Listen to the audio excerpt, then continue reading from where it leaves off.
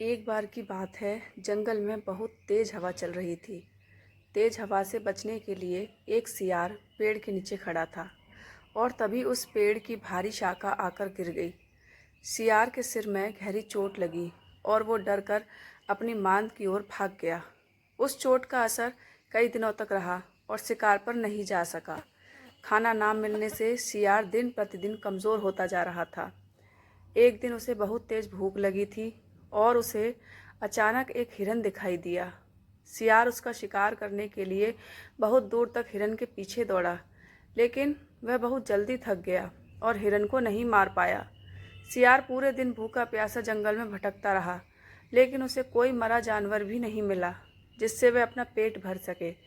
जंगल से निराश होकर सियार ने गांव की ओर जाने की ठानी।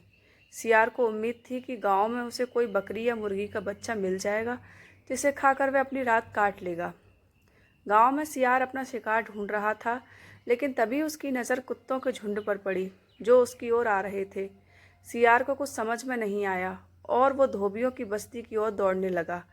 कुत्ते लगातार भौंक रहे थे और सियार का पीछा कर रहे थे। सियार को जब कुछ समझ नहीं आया तो वह धोबी के उस ड्रम में जाकर छुप गया जिसमें नील घुला हुआ था। सियार को ना पाकर कुत्तों का झुंड वहां से चला गया। बेचारा सियार पूरी रात उस नील के ड्रम में छुपा रहा। सुबह सवेरे जब वह ड्रम से बाहर आया तो उसने देखा कि उसका पूरा शरीर नीला हो गया है। सियार बहुत चालाक था। अपना रंग देखकर उसके दिमाग में एक आइडिया आया और वह वापस जंगल में आ गया। जंगल में पहुंचकर उसने ऐलान किया कि वह भगवान का संदेश देना चाहता है, इसलिए सारे जानवर एक जगह इकट्ठा हो जाएं। सारे जानवर सियार की बात सुनने के लिए एक बड़े पेड़ के नीचे एकत्रित हो गए। सियार ने जानवरों की सभा में कहा, क्या किसी ने कभी नीले रंग का कोई जानवर देखा है? मुझे ये अनोखा रंग भगवान ने दिया है और कहा है कि तुम जंगल पर राज करो।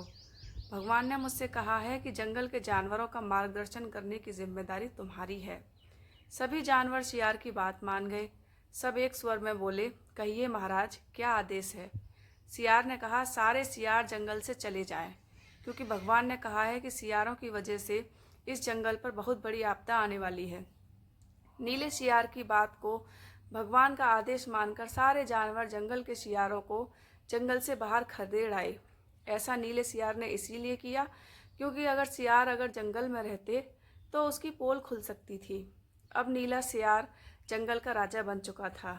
मोर उसे पंख झलते और बंदर उसके पैर दबाते। सियार का मन किसी जानवर को खाने का करता तो वह उसकी बलि मांग लेता। अब सियार कहीं नहीं जाता था, हमेशा अपनी शाही मांद में बैठा रहता और सारे जानवर उसकी सेवा में लगे रहते। एक दिन चांदनी रात में सियार को प्यास लगी। वह मांद से बाहर आया तो उसे सियारों की आवाज़ सुनाई दी जो दूर कहीं बोल रहे थे। रात को सियार हू हू की आवाज़ करते हैं क्योंकि ये उनकी आदत होती है। नीला सियार भी अपने आप को रोक न सका। उसने भी ज़ोर ज़ोर से बोलना शुरू कर दिया। शोर सुनकर आसपास के सभी जानवर जाग गए। उन्होंने नीले सियार को हू हू की आवाज़ निकालते हुए देखा। तब उन्हें पता चला कि ये एक सियार है और इसने हमें बेवकूफ़ बनाया है। अब नीले सियार की पोल खुल चुकी थी। यह पता चलते ही सारे जानवर उस पर टूट पड़े और उसे मार डाला।